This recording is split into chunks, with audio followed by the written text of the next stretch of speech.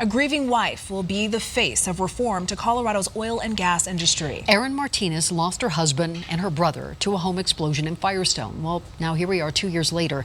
She is speaking publicly for the first time, backing what's billed as the most sweeping legislation of its kind in 60 years. Denver 7's Jennifer Kovaleski reports.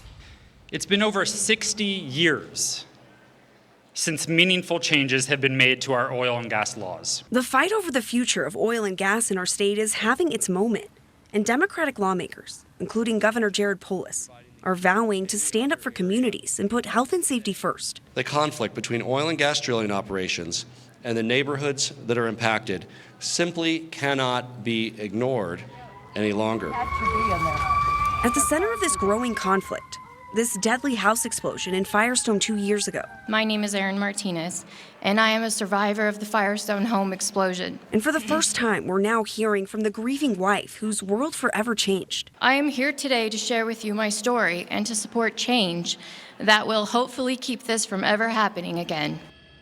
The explosion was caused by this nearby well, owned by Anadarko. It had been leaking non-odorous gas into the family's home for months. It took Martinez's husband and brother and left her badly injured. I am here today to share. She says now is the time to act and hopes her support can make a difference. I have no desire to destroy an industry. Lots of good people depend on this industry for their livelihoods. I respect that. However, with great tragedy should also come great change. The bill gives communities local control to regulate oil and gas. Right now, the state has the final say through the Oil and Gas Commission. It also clarifies the COGCC's mission to regulate instead of foster development. Human life should come first. The only way to make sure this never happens again is to learn from this tragedy and create safer regulations and guidelines that put human safety first. Some very powerful testimony. Now, meanwhile, the oil and gas industry says it still hasn't seen the bill and is raising concerns over not having a seat at the table. They also believe that we have some of the strictest regulations in the country.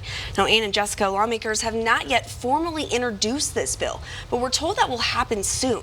But there is much more to come on this. Sure. We're going to hear a lot from both sides on this issue. We are. All right, Jen, thank you.